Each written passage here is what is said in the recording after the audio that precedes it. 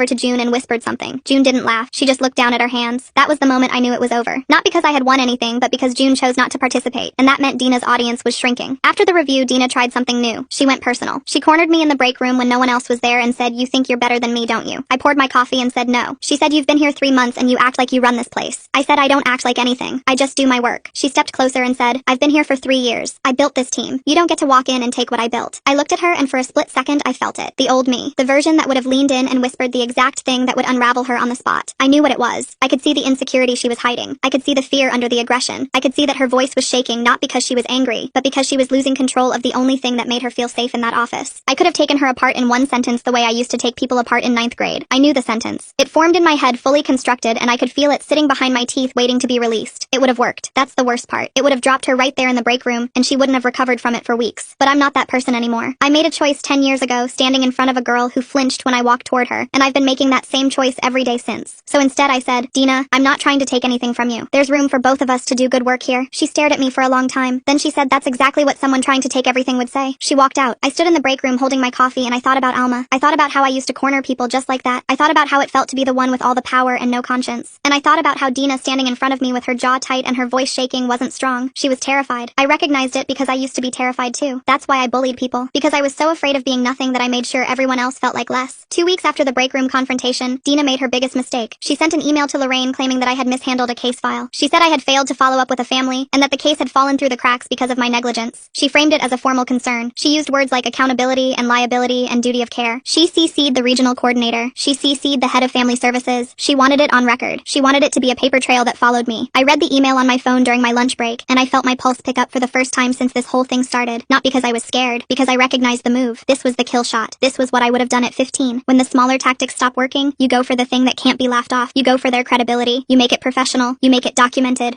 You make it so that even if nothing comes of it, there's a stain on the record that people remember. Dina had escalated from social to structural, and she was betting everything on the assumption that I hadn't covered my tracks. The problem was the case she referenced was one I had documented thoroughly. I document everything. I have since college. My professor in social work told us on the first day that the difference between a good caseworker and a fired caseworker is paper. Every phone call logged with dates and times. Every follow-up email saved. Every home visit recorded in the system with notes. I had even flagged the case to Lorraine 2 weeks earlier because the family had relocated and the file needed to be transferred to another district. I had a confirmation email from the receiving office acknowledging the transfer. There was a paper trail already. Mine. And it was airtight. Lorraine pulled both of us into her office the next morning. Dina walked in looking confident. She sat down and folded her hands and started explaining her concerns. She said she had noticed a pattern of incomplete follow-ups from me and that this case was just one example. She said she wasn't trying to cause trouble but that the families we served deserved better. It was a perfect performance. Measured, concerned, professional. Then Lorraine opened a folder on her desk. She said, "I pulled the records for this case last night."